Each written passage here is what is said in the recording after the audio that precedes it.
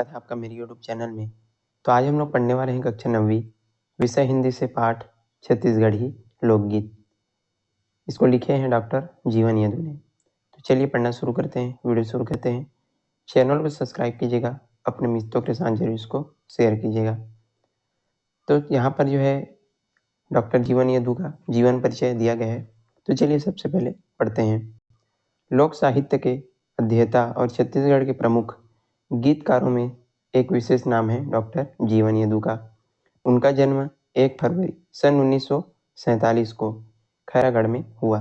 उनका जन्म हुआ था 1 जनवरी 1947 को, कहाँ? खैरागढ़ में।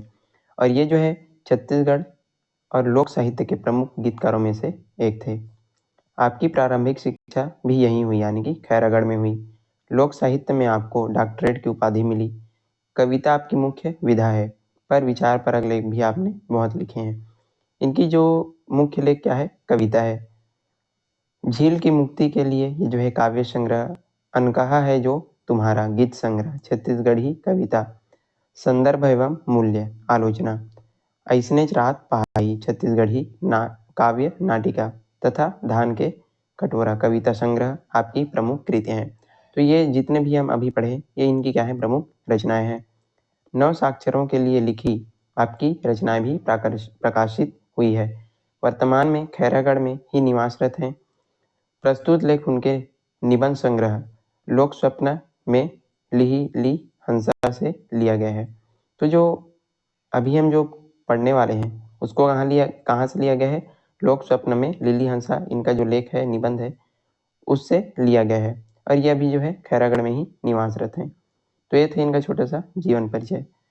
चलिए पाठ की तरफ आगे बढ़ते हैं। पाठ बहुत ही शानदार, बहुत ही बेहतरीन होने वाले हैं और वीडियो में अंत तक आपको बने रहना ताकि आपको अच्छे से समझ आए। तो बोला जा रहा है कि लोकगीत लोक की आंतरिकता का लयबद्ध और संगीतबद्ध अभिव्यक्ति है। लोक ने अपनी जिस आंतरिकता के प्रकाशन के लिए विभिन्न माध्यम अपनाए, वह आंतरिकता युगीन व्यवस्थाओं के दबावों से कभी मुक्त नहीं रही और न कभी हो सकती है। तो जो लोकगीत है वो लोगों की आंतरिकता का क्या है? लयबद्ध और संगीतबद्ध क्या है? अभिव्यक्ति है। लोग जो है अपने जो जीवन की आंतरिकता है उसको लोक गीत के माध्यम से और संगीत के माध्यम से अपनी अभिव्यक्ति को क्या करते हैं? प्रदर्शित करते हैं। और क्या बोला जा रहा है? लोक ने अपनी जिस आंतरिकता के प्रकाशन के लिए विभिन्न माध्यम अपनाए, वह आंतरिकता युगीन व्यवस्थाओं के दबाव से कभी मुक्त नहीं रही और न कभी हो सकती है। और ये जो आंतरिकता का जो प्रकाशन है उसके लिए अनेक प्रकार के ये जो है क्या अपनाए हैं? माध्यम अपनाए हैं लोकगीतों के माध्यम से और अनेक प्रकार के माध्यमों से। तो ये जो है कभी युगीन व्यवस्थाओं के दबाव से मुक्त नहीं रहा और न ही कभी होगा। इस प्रकार से यहाँ पर डॉक्टर जीवन यदु बता रहे हैं। अतः लोकगीत लोक की सांस्कृतिक यात्रा का एक साक्षी है जो अपनी परंपरा में नवीनता का पक्षधर है। तो जो लोकगीत है लोगों की जो सांस्कृतिक जो यात्रा है उसका एक क्या है? साक्षी है, गवाह है। और ये जो परंपरा है उसका नवीनतम क्या है? पक्षधर है। आज के लोकगीत संगीत आदिम गीत संगीत नहीं है, यद्यपि उन्होंने उनसे रस अवश्य ग्रहण किया होगा। यदि हम बात करें आज के लोकगीतों की, लोक संगीत की, तो ये जो है पुराने जो गीत संगीत हैं उस प्रकार के नहीं हैं। भले ही उनसे कुछ न कुछ ये जो है रस अवश्य उनसे ग्रहण किए हुए हैं, यानी कि पुरानी चीज़ों से भले ही सीखे हुए हैं, लेकिन आज का ये जो लोकगीत संगीत है वो और पुराना जो लोकगीत संगीत है वो दोनों क्या है? भिन्न है। मनुष्य के शिकारी जीवन से निकलकर पशुपालक व्यवस्था में प्रवेश करने के बाद ही लोकगीत और लोक संगीत ने रूप ग्रहण किया था। ये जो है पुराने समय की बात यहाँ पर कर रहे हैं, जब जो एक आदिमानव काल के समय की बात यहाँ पर बताई जा रही कि जब ये जो है शिकारी जीवन से निकल कर के क्या करते हैं? पशुपालक जो पशुओं को पालन करने की व्यवस्था में जब आते हैं, उस समय पर जब प्रवेश करते हैं तो उस समय से जो है लोकगीत और लोक संगीत का ये जो है रूप ग्रहण किया था। फिर वे कृषि व्यवस्था और सामंती व्यवस्था को पार कर आज इस जटिल युग में अपने परिवर्तित रूप में पहुंचे हैं। फिर वो जो है क्या करते हैं? खेती किसानी करते हैं, कृषि करते हैं, सामंती व्यवस्था को भी क्या करते हैं? पार करते हैं और उसके बाद आज इस समय पर पहुंचते हैं। बहुत ही जटिल ये जो युग है उसको बोला जा रहा है लेखक के द्वारा। और इसमें जो है वो क्या होते हैं, परिवर्तित होते हैं इस युग में। लोक की आंतरिकता पर उन सभी व्यवस्थाओं का असर रहा है और जितने भी समय है, पुराने समय से लेकर के अब तक का जो समय है, उसकी आंतरिकता का जो प्रभाव है वो आज भी इन पर रहा है। लोकगीत में उन व्यवस्थाओं की स्मृतियाँ, अवशेष आदि आज भी इसलिए मिलते हैं और इसी कारण से जो है उस समय का जो याद है, पुराने समय के लोकगीतों में आज भी क्या मिलता है, पुराने समय की स्मृतियाँ और अवशेष आज भी हमको देखने को मिल जाता है। उन व्यवस्थाओं को लेकर लोकमानस पर जो प्रतिक्रियाएं हुई, उन्हीं से लोक साहित्य सृजित हुआ, जिसका एक बड़ा सा हिस्सा संगीत में है। और उन्हीं को लेकर के ये जो प्रतिक्रियाएं हैं वो बढ़ती गई और नए नए लोकगीतों का जो है सृजन होता गया और जिससे एक बहुत बड़ा हिस्सा जो है संगीत में बन गया। चूंकि लोकमानस एक सा होता है, अतः लोकगीतों की आंतरिक और बाह्य बुनावट के क्षेत्रांतर अधिक प्रभावित नहीं करता। ये जो लोकमानस है ये कैसा होता है, एक जैसा ही होता है। इस कारण से जो लोकगीत होते हैं उसका आंतरिक और जो बाह्य बनावट है उसमें क्षेत्र के अंतर में अधिक प्रभाव हमको नहीं पड़ता, मतलब एक समानता हमको देखने को मिलती है। इसी को यहाँ पर बताया जा रहा है। किसी विशिष्ट व्यवस्था में रहते हुए दुख और सुख की, असुरक्षा और संघर्ष की, जय और पराजय की अनुभूति का कलात्मक प्रकटीकरण लोक की सांस्कृतिक अनिवार्यता है। किसी कोई भी व्यवस्था हो गया, वहाँ पर हम रहते हुए दुख सुख, सुरक्षा, संघर्ष, जय पराजय, इन सब की क्या करते हैं, अनुभूति करते हैं। तो इन सब का जो प्रकटीकरण है वो लोगों की सांस्कृतिकता में क्या है, अनिवार्य है और ये सभी चीज़ें हमको लोकगीत में देखने को मिल जाती है। अतः यदि हम छत्तीसगढ़ क्षेत्र के लोकगीतों का अध्ययन करें तो भी सारे क्षेत्रों के लोकगीत की मूल प्रकृति, बनावट और बुनावट, गुणधर्म आदि स्पष्ट हो जाएंगे। तो यदि हम बात करें छत्तीसगढ़ के लोकगीतों की, तो उनमें जो है सारे जो क्षेत्र के लोकगीत में मूल प्रकृति क्या है, बनावट, उनकी गुणधर्म आदि जो है सामने स्पष्ट हो जाते हैं और लगभग ये जो है समान होते हैं।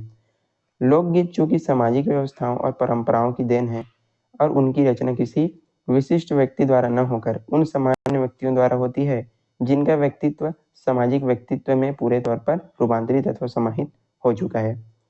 लोकगीत जो है किसी एक व्यक्ति के द्वारा नहीं लिखा जाता, मतलब किसी एक व्यक्ति की रचना ये जो है नहीं होती।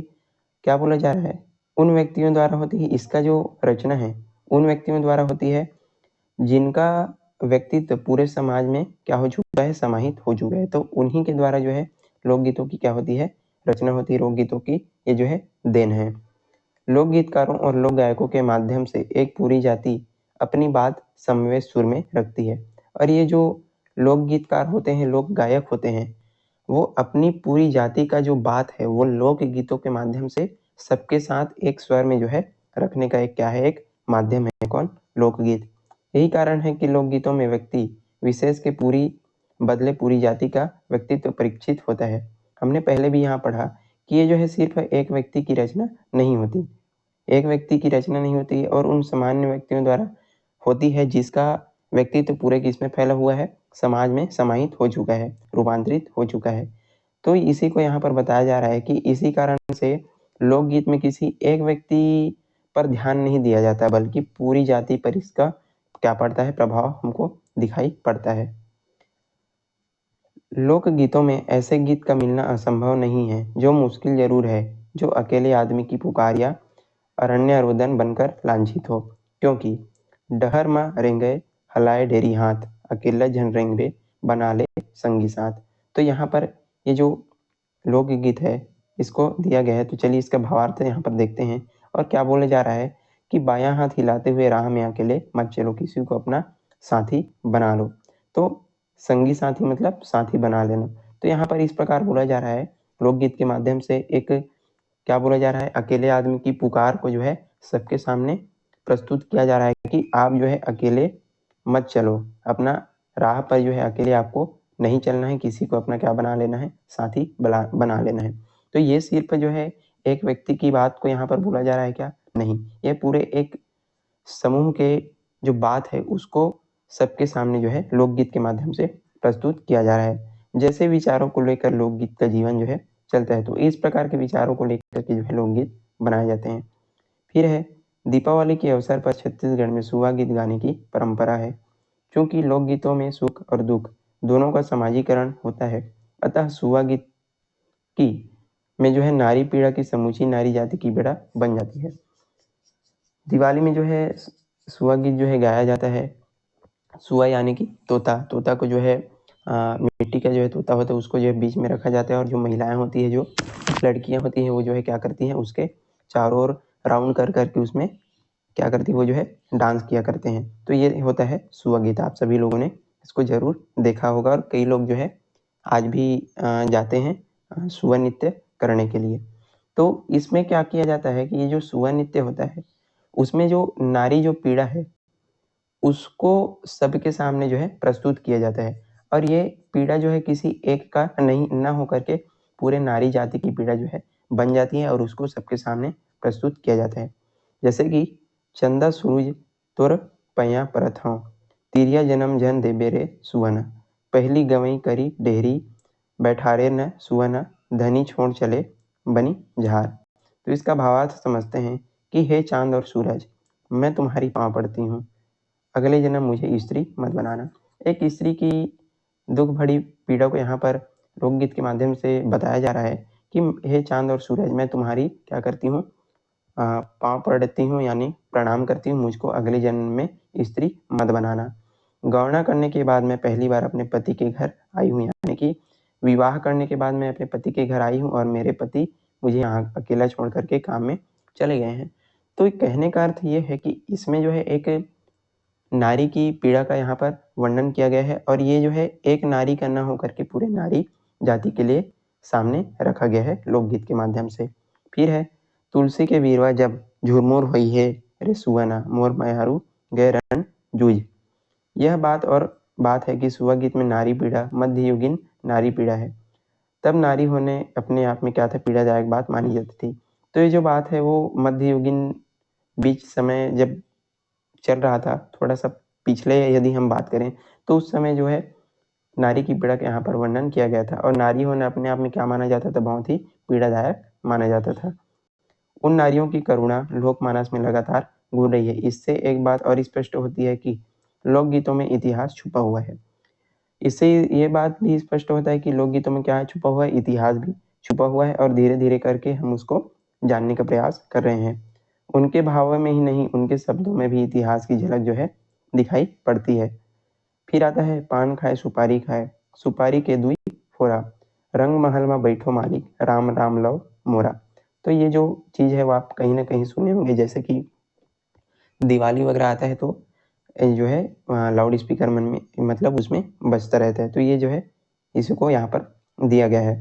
तो राउत नाचा की इस दोहे में दो शब्द रंग महल और मालिक सामंती व्यवस्था की याद दिलाते हैं, मतलब इतिहास की याद दिलाते हैं, जो लोकमानस में घुल मिल गए हैं। यहाँ पर जो है रंग महल और जो मालिक शब्द है वो किसकी याद दिलाते हैं, जो सामंती व्यवस्था है उसकी याद दिलाते हैं।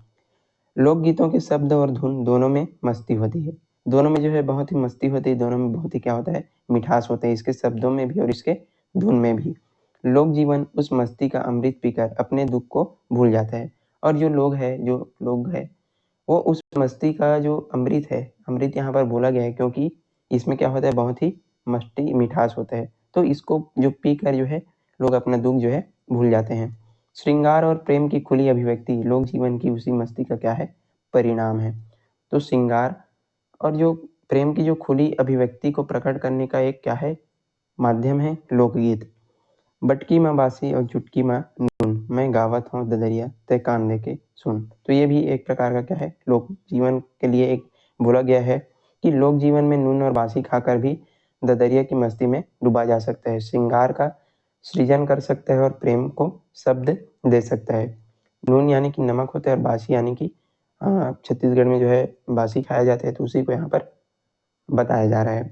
फिर है अमली के लकड़ी कांटे में कटी, तोर मोर प्रीत था मरे में छुटी। यानी कि इसमें कहा जा रहा है कि पूर्व में कहा जा चुका है कि लोकगीत लोक की सांस्कृतिक यात्रा का क्या है, साक्षी। हमने पहले भी पढ़ा कि जो लोकगीत है लोगों की सांस्कृतिक यात्रा का क्या है, गवाह है। लोक संस्कारों की पूरी छाप लोकगीतों की पर पड़ती है। उसमें न केवल स्थूल लोक संस्कार यानी कि कर्मकांडी प्रदर्शित होते हैं, बल्कि जो है लोक संस्कार भी क्या होते हैं, चित्रित होते हैं।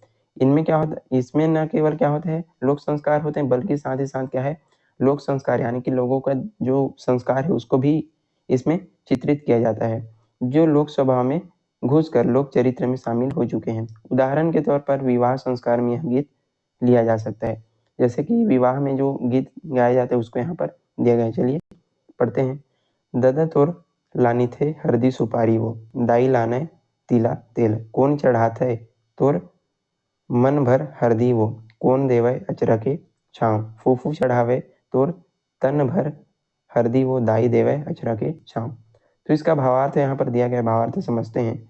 तुम्हारे पिता हल्दी सुपारी लाते हैं और माँ तिल का तेल लाती है, कौन तुम्हें मन भर हल्दी चढ़ाएगा। इस प्रकार से यहाँ पर पूछा जा रहा है, कौन तुम्हें आंचल का छांव देगा। तो बुआ तुम्हारे तन पर क्या चढ़ाएगी, हल्दी, और माँ क्या देगी, आंचल की छांव देगी। तो ये था इसका भावार्थ। कहने का अर्थ यह है कि इसी तरह के इस गीत में सारे रिश्तेदार को क्या दी जाती है, जगह दी जाती है। अभी एक छोटा सा यहाँ पर दिया था गीत, इसमें जो है सारे रिश्तेदार को जो है प्रकट किया गया। इसी को हमको यहाँ पर समझाने का, बताने का प्रयास कर रहे हैं। यदि हम इसमें गहरे उतरे तो लोक स्वभाव को देख सकते हैं और समझ पाएंगे। सहयोग लोक का क्या है, स्वभाव है। इसमें जो है एक दूसरे के सहयोग से यहाँ पर क्या किया जा रहा है, सहयोग को इसमें बताया जा रहा है। जैसे कि एक दूसरे के सहयोग से ये जो कार्य है वो विवाह का कार्य क्या है, संपन्न हो रहा है। तो उसी सहयोग को यहाँ पर दिखाया जा रहा है, बताया जा रहा है। विवाह जैसे कार्यों में सारे रिश्तेदारों का क्या होता है, सहयोग होता है। उस सहयोग से लोकगीतकार सूक्ष्मता से रेखांकित करता है। विवाह जब भी होता है तो सारे रिश्तेदारों का सहयोग जो है प्राप्त होते हैं। उसी को जो लोकगीतकार हैं वो इसका जो प्रस्तुति है वो सबके सामने अपने लोकगीतों में करते हैं। ऐसे गीत आत्मीय वातावरण निर्मित करने में सक्षम होते हैं। इसी तरह एक विवाह गीत में रिश्तों के सर्वमान्य स्वभाव को रेखांकित किया गया है। तो ठीक इसी प्रकार से जो है क्या किया जाता है, लोकगीतों को सबके स्वभाव में, और क्या किया, एक चीज यहाँ पर बताया गया है, लोक स्वभाव का वर्णन भी इसमें किया जाता है। लोकगीत जनजीवन को पूरी बारीकी से खोलते हैं। यद्यपि वे अपनी ऊपरी परत से सामान्य लगते हैं, लेकिन उनमें लोक जीवन के संस्कार, व्यवहार और स्वभाव की क्या होती है, गहराई होती है। ये पार्ट थोड़ा आप लोग उसको समझने में दिक्कत जा सकता है, बट यदि आप 1 से 2 बार इस वीडियो को देखेंगे तो थोड़ा आपको समझने में आसानी हो सकती है। बाकी आपको समझाना मेरा काम है और बहुत अच्छे तरीके से आपको समझाना रहा हूँ। ठीक है, चलिए पढ़ते हैं। लोकगीत जो है पूरा क्या करता है, जनजीवन को पूरी बारीकी से क्या करता है, खोलता है। यानी कि जो लोगों के जीवन है उसमें क्या चल रहा है उसको बहुत अच्छे तरीके से और बारीक तरीके से सबके सामने रखने का एक क्या है, माध्यम है। वे ऊपरी परत पर सामान्य लगते हैं, लेकिन उनका लोक जीवन, संस्कार, व्यवहार और स्वभाव में क्या पड़ता है, बहुत गहराई पड़ता है। भले ही वो बाहर से एकदम क्या लगते हैं, नॉर्मल लगते हैं, लेकिन यदि हम उसको अच्छे से समझें, अच्छे से इसको जानें, तो उसका जो है लोगों के जीवन पर, उसके संस्कार पर, आदत व्यवहार पर, स्वभाव पर इसका बहुत क्या पड़ता है, प्रभाव पड़ता है। फिर आता है, देतो दाई 80 वो रुपया, सुंदरी ला लाते मैं बिहाय, तोर बर लानहू दाई रंधनी परोसनी, मोर घर के सिंगार। तो यहाँ पर समझते हैं इसको क्या बोला जा रहा है। उपरांकित नहडोरी गीत में नायक अपनी माँ से निवेदन करता है कि हे माँ, मुझे 80 रुपया दे दो, जिससे मैं सुंदरी को ब्याह कर आपके लिए रांधने परोसने वाली और अपने घर का श्रृंगार ला सकूं। नायक जो है यहाँ पर अपनी माँ से बोल रहा है कि मुझको क्या दो, तुम जो है 80 रुपया दो, जिससे जो है मैं आपके लिए क्या लाऊं, बहू ला सकूं, और वो आपको जो है रांध परोस करके यानी कि खाना वगैरह बना करके देगी, और मेरे घर का क्या करेगी, श्रृंगार मैं उसको बना करके रखूंगा। इन 4 पंक्तियों में कई बातें स्पष्ट होती है। भले ये जो पंक्ति है वो क्या है, बहुत ही छोटी है, लेकिन इसमें कई सारी जो बातें हैं, सूक्ष्मतम जो बातें हैं वो प्रकट होती है। पहले तो यह है कि लोक जीवन में विवाह ज़्यादा खर्चीला नहीं होता। पहले क्या होता था कि लोक जीवन में जो विवाह था वो ज़्यादा खर्चीला नहीं होता था। नायक जो है 80 रुपए में सुंदरी नायिका से विवाह कर सकता था। बिल्कुल आप सोच सकते हैं कि 80 रुपए यहाँ पर उस समय जो है बहुत होता था, लेकिन अभी जो है बहुत ही कम है। तो उसी को यहाँ पर बताया जा रहा है कि विवाह ज़्यादा खर्चीला नहीं होता था। यह तब की कल्पना हो सकती है जब लोक जीवन में 80 रुपए का कोई बड़ा अर्थ रहा होगा। ये तब की बात रही होगी जब 80 रुपये जो है बहुत क्या होता था, बड़ा होता था। उस समय की ये जो है बात हो रही है, लेकिन अब तो ये जो है बहुत क्या है, कम हो गया है। इसका भाव जो है बहुत ही छोटा हो गया है। दूसरी बात यह है कि उस विवाह से नायक अपने लिए नहीं, सिर्फ पत्नी ही लाएगा, अपनी माँ के लिए रांधने परोसने वाला भी वो जो है लाएगा। दूसरी बात यहाँ पर स्पष्ट होता है कि जो नायक है वो क्या करेगा, अपने लिए तो सिर्फ पत्नी नहीं लाएगा, बल्कि वो क्या करेगा, अपने माँ के लिए भी रांधने परोसने वाला भी लाएगा। और वह रांधने परोसने वाली उसकी पत्नी ही नहीं, उसके घर का क्या होगी, श्रृंगार भी होगी। कहने का अर्थ यह है कि इन छोटे से 4 पंक्तियों में जो है बहुत क्या छिपा हुआ है, बारीकी छिपा हुआ है। इस तरह इससे छत्तीसगढ़ के लोक जीवन की आर्थिक स्थिति, लोक जीवन का स्वप्न, लोक जीवन की भीतरी आत्मीय दुनिया आदि एक साथ क्या हो जाते हैं, स्पष्ट हो जाते हैं। अब यहाँ पर आप समझने का प्रयास कीजिए, इस 4 लाइन के लोकगीत में आपको जो है वहाँ उसकी आर्थिक स्थिति, लोक जीवन में जो स्वप्न होते हैं, यानी कि शादी का स्वप्न हो गया, लोक जीवन की जो भीतरी आत्मीय दुनिया है, इन सारी चीज़ों को एक छोटे से गीत के माध्यम से यहाँ पर आपके सामने प्रस्तुत किया जा रहा है। तो इसी को आपको समझना है। फिर आता है लोकगीत सहज सप्रेष्य होते हैं। ये जो है बहुत ही सरल होते हैं, बहुत ही सहज भाव लिए होते हैं। इसके कुछ कारण है। पहला, लोकगीत किसी एक व्यक्ति की अभिव्यक्ति नहीं है। हमने पहले भी पढ़ा कि ये जो है एक व्यक्ति की अभिव्यक्ति नहीं, बल्कि पूरे व्यक्ति समुदाय के लिए इसको बोला जाता है। दूसरा, लोकगीत समूह की मानसिकता पर आधारित होते हैं। इसको एक के लिए न बोल करके पूरे ग्रुप के लिए, पूरे समूह के लिए और उनकी मानसिकता के लिए बोला जाता है, इस पर आधारित होता है। तीसरा यह है कि लोकगीत विचारों के वाहक नहीं होते, रंजन का साधन भी है। और चौथा, लोकगीत की सहजता लोकगीतों के असहज नहीं होने देती। ये इतने सहज होते हैं कि इसमें जो है किसी प्रकार की असहजता हमको नहीं दिखाई पड़ती। जवारा गीत की निम्नांकित पंक्तियां इसकी पुष्टि करती है। चलिए देखते हैं ये कितने सहज भाव लिए हुए हैं। तो इसको पढ़ते हैं कि माता फूल गजरा गूथे हो मालिन के, देहरी हो फूल गजरा, काहेन फूल के गजरा, काहेन फूल के हार, काहेन फूल के तोर माथ मटुकिया 16 श्रृंगार, चंपा फूल के गजरा, चमेली फूल के हार, चमेली फूल के माथ मटुकिया 16 श्रृंगार। तो इसको भी आप जो है नवरात्र के दिनों में जरूर सुने होंगे। तो इसका जो भाव है यहाँ पर देखते हैं। इस लोकगीत में अध्यात्म या भक्ति के स्थान पर लोक जीवन में देवी माँ की कल्पना की सादगी पूर्ण है। मतलब कितना सरल और सहज है, इसको यहाँ पर लोकगीत के माध्यम से बताया जा रहा है, अपनी खुद की माँ की तरह, जैसे कि कितना सहज और सरल है। सोने चांदी के गहनों के स्थान पर फूलों के गहने हैं, जो लोक को सुलभ है। मतलब यहाँ पर सोने चांदी के गहनों की जगह पर जो है फूलों के गहनों की तुलना यहाँ पर किया गया है, जो लोगों के लिए क्या है, सुलभ है, बहुत ही आसान है। वही लोगों का क्या है, सत्य है।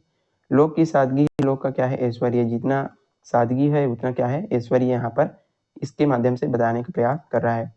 एक व्यक्ति की अभिव्यक्ति में ऐश्वर्य का रूप इससे अलग होता है। अलग अलग व्यक्तियों के लिए जो है ये क्या हो सकता है, अलग अलग हो सकता है। लेकिन इसको जो है आपको सिर्फ इतना समझना है कि इसमें जो है बिल्कुल सहज भाव का बोध यहाँ पर कराया गया है। समूह की मानसिकता पर आधारित होने के कारण लोकगीतों में जीवन के व्यवहारों का सामान्यीकरण ये जो है क्या हो जाता है। अतः हर आदमी के हृदय में गीत के लय और शब्द जो है छू सकें। बताया जा रहा है कि ये जो है बहुत ही क्या होते हैं, सामान्य होते हैं। इसका और जीवन के व्यवहारों का सामान्यीकरण इसके लोकगीतों के माध्यम से होता है। इस कारण हर आदमी के हृदय में ये जो गीत है और ये इसका जो लय है और इसका जो शब्द है वो पूरी तरीके से इनको समझ में आ जाता है। तो आज के लिए बस इतना ही। इसको जो है हम आज पार्ट 1 इसको रखते हैं और इसका पार्ट 2 जो है जल्द ही हम वीडियो इसका लाने वाले हैं। ये जो पार्ट है बहुत लंबा है, तो इसको जो है 2 पार्ट में हम जो है बांट रहे हैं। तो आज का ये जो पार्ट 1 है यहीं तक रखते हैं। आई होप आपको वीडियो जो है समझ आया होगा, और यदि समझ में नहीं आया होगा तो एक बार फिर से अच्छे से आप भी जो है वीडियो देख सकते हैं, और बुक वगैरह में आप इसको और अच्छे तरीके से पढ़ सकते हैं। तो चलिए आज के लिए बस इतना ही। मेरी वीडियो पसंद आया तो लाइक कीजिएगा, चैनल पर नए हैं तो ज़रूर इसको सब्सक्राइब कीजिएगा, और अपने दोस्तों के साथ भी ज़रूर इसको शेयर कर दीजिएगा।